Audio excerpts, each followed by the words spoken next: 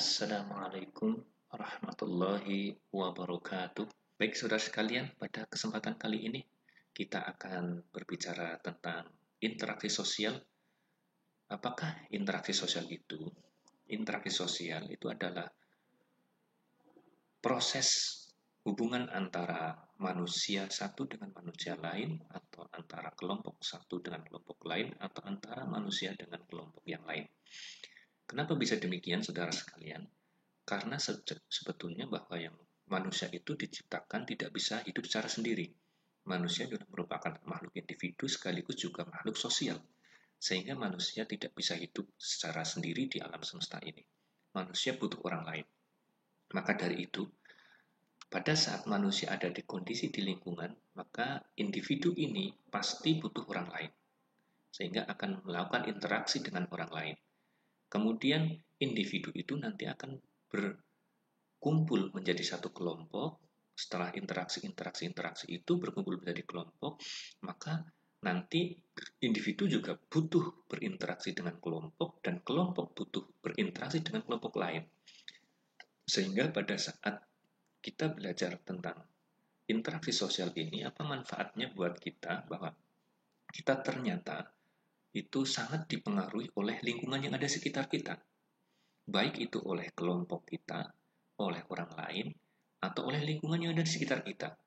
Sehingga pada saat kita berada, begitu lahir, kita nanti akan berinteraksi dengan yang ada di sekitar kita. Begitu lahir, kita sudah berinteraksi dengan ibu kita. Kemudian setelah berinteraksi dengan ibu kita, dengan alam yang ada di sekitar kita, dengan bapak kita, dengan keluarga kita, dan kita sekolah dengan sekolahan kita. Kemudian sekolah dengan sekolah itu juga kita berinteraksi dinas antara kelompok satu dengan kelompok lain, baik itu kelompok yang formal maupun kelompok yang informal, saudara sekalian. Nah, selanjutnya bahwa dengan kondisi yang demikian, maka ada beberapa kondisi yang nanti akan mempola kepribadian kita semuanya. Jadi individu itu akan dipola, perilaku kita itu akan dipola, itu bisa dipengaruhi oleh ada masyarakat yang ada di sekitar, kemudian budaya yang ada di sekitar kita, kemudian kalau ini sudah dipola antara budaya dan masyarakat, maka nanti akan lahir menjadi kepribadian. Apa itu kepribadian itu? Kepribadian adalah merupakan cetak biru atau blueprint atau latar belakang yang akan mempengaruhi tindakan kita, iya atau tidak. Kita akan melakukan sesuatu pada saat kita akan menentukan keputusan iya dan tidak. Itu sesungguhnya itu tidak serta-merta itu dipengaruhi oleh saat ini, tetapi sudah dipengaruhi oleh kondisi interaksi kita pada sebelumnya. Misalnya bagaimana kita sudah biasa bergaul di masyarakat, kemudian budaya kita yang mempengaruhi kita, sehingga itu nanti akan jadi persoalan. Dan ini nanti akan membentuk kepribadian. Jadi hasil interaksi kita itu nanti akan membentuk kepribadian kita. Misalnya di budaya, di Islam misalnya ya, saya sampaikan ada culture Islam itu cenderung nanti akan mempola pakaian kita, makanan kita. Kita akan tidak akan mau makan makanan yang haram misalnya. Dan ini juga akan dipengaruhi oleh masyarakatnya di sekitar kita. Ini saudara sekalian, maka dari itu ini sangat berpengaruh. Ada masyarakat di sekitar kita, atau kelompok-kelompok yang di sekitar kita, dan culture yang ada di sekitar kita, itu sangat mempengaruhi perilaku individu. Ini saudara sekalian. Kemudian yang berikutnya, itu juga untuk faktor yang pengalih kepribadian ini, itu sangat dipengaruhi oleh adanya 6 hal ini. Yang pertama adalah faktor biologis. Biologis, kondisi kita itu bisa menentukan kondisi tubuh kita sendiri, bisa akan menentukan kondisi kepribadian kita. Sebagai contoh, orang yang anaknya cacat misalnya, itu akan cenderung itu malu dan tidak mau membawa anaknya ke posyandu misalnya. Itu adalah merupakan kondisi biologis. Kemudian kondisi sosial lingkungan masyarakat. Ini ada kondisi lingkungan masyarakat yang penuh dengan maksiat, itu akan cenderung bisa menyebabkan personal itu menjadi berani sekalian, atau malah justru akan menjadi penakut sekalian. Kemudian yang berikutnya adalah budaya material dan non-material. Maksudnya begini saudara sekalian, nanti contoh kalau nanti di kesehatan ya, Ada orang kaya itu juga males kalau ke puskesmas. Kenapa males ke puskesmas?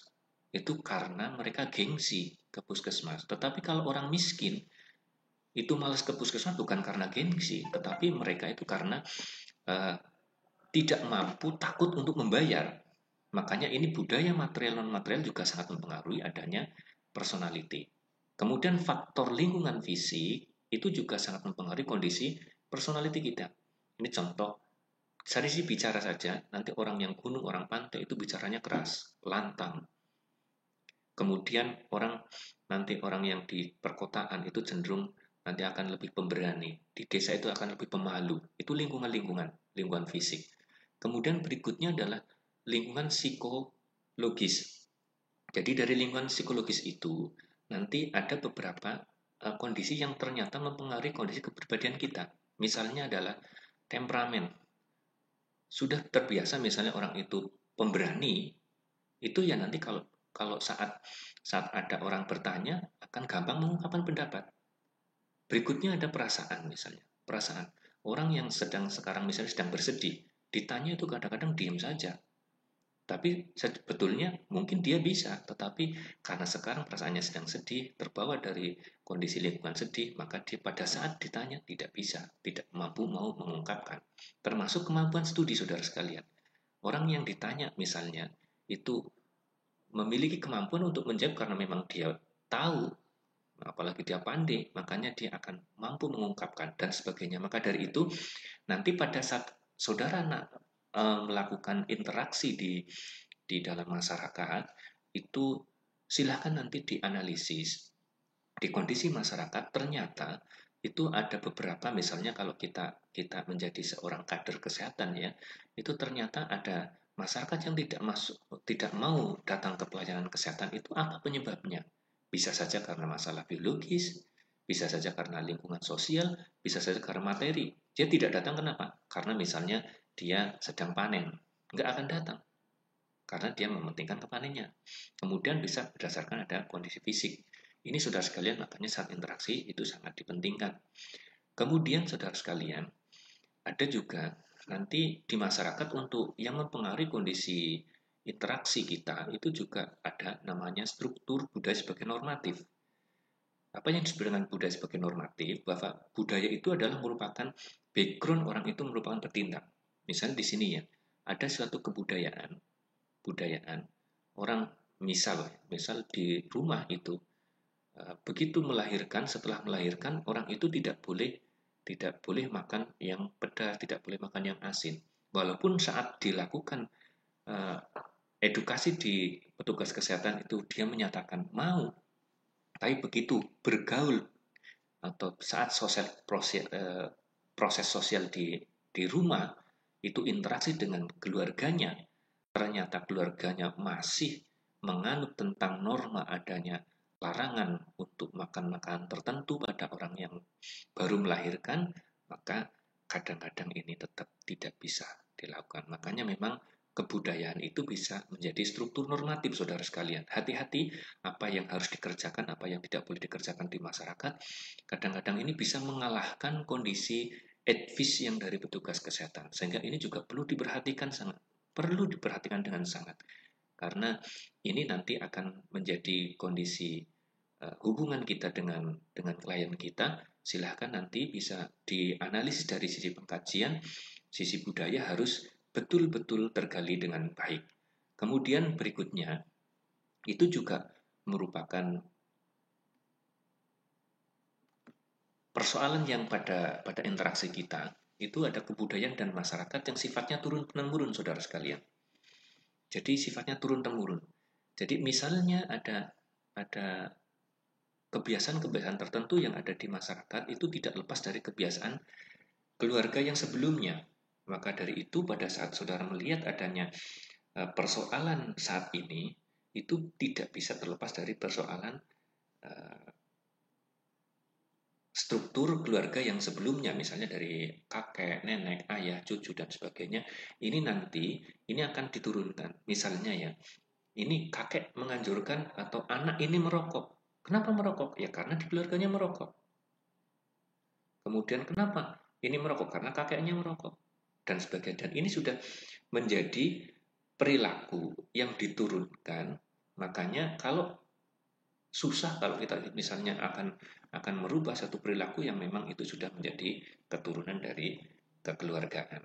Ini juga perlu nanti dilihat, saudara sekalian, kalau terjadi ada persoalan-persoalan yang kesehatannya ada di masyarakat, maka perlu kita lakukan, kita cek tentang apakah itu merupakan kondisi sifat perilaku yang diturunkan oleh keluarga.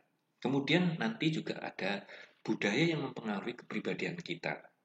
Budaya yang mempengaruhi kepribadian dari sisi yang pertama. Ini ada budaya atas dasar kedaerahan. Tadi sudah saya sampaikan ya, daerah yang antara daerah satu dengan yang lain memiliki budaya yang berbeda. Bahkan makanan saja bisa berbeda. Ya, misalnya saya katakan misalnya ini saya di Kebumen ya, semakin ke barat itu sampai ke Jawa Barat itu makanan semakin mentah, semakin pedas. Kalau dari sini ke timur sampai ke Jogja, makanan semakin matang, semakin manis.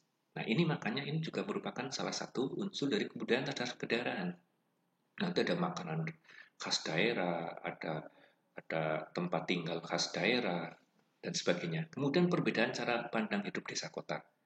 Ini sudah sekalian saya kira ini sangat jelas ya. Nanti di kota itu sifatnya itu adalah modernis, kalau di desa itu sifatnya tradisional.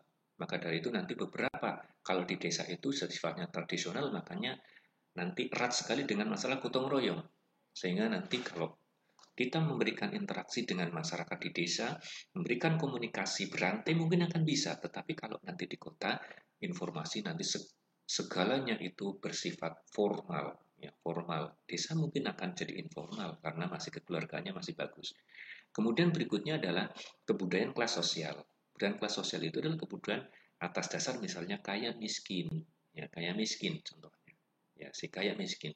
Jadi sudah misalnya si kaya itu dia mau memanfaatkan kaya itu orang kaya itu kalau memanfaatkan pelayanan kesehatan itu inginnya itu yang berapapun harganya itu akan dibayar. Maka kadang-kadang orang kaya itu sedikit-sedikit sudah ke dokter spesialis. Sakit telinga ke dokter spesialis, sakit perut langsung ke spesialis digestif misalnya atau spesialis saluran pencernaan. Tapi beda dengan nanti di budaya yang miskin. Buru-buru ke spesialis, ke petugas kesehatan aja susah. Kadang-kadang juga biayanya tidak kalah mahal. Karena apa? Sudah ke dukun, karena pengetahuannya rendah ya. Sudah ke dukun, bayarnya besok-besok, tapi ternyata jatuhnya bayarnya juga mahal juga. Kemudian kebudayaan atas dasar keagamaan, saudara sekalian. Nanti antara agama satu dengan yang lain itu memiliki aturan berbeda. Misalnya makanan haram halal haram itu tidak semua agama itu sama ya. Kemudian ada budaya profesi atas dasar profesi misalnya. Nah, itu yang dimaksud profesi adalah misalnya nanti ada uh, orang anaknya orang yang berpendidikan atau anaknya guru itu identik dengan rajin belajar. Anaknya petugas kesehatan identik dengan perilaku hidup bersih dan sehat. Nah, ini saudara sekalian budaya-budaya yang bisa mempengaruhi kondisi kita. Makanya nanti tolong saudara sekalian untuk persoalan budaya ini silahkan untuk interaksi sosial yang dari sisi kondisi budaya silahkan bisa dicek dengan baik supaya nanti kita dapat melakukan pelayanan dengan baik dan selanjutnya silahkan saudara sekalian bisa untuk analisis masalah budaya yang ada di masyarakat supaya kita bisa berinteraksi dengan masyarakat dengan baik. Terima kasih atas perhatiannya dan atas segala kekurangannya. Mari kita akhiri dengan alhamdulillahirabbil alamin.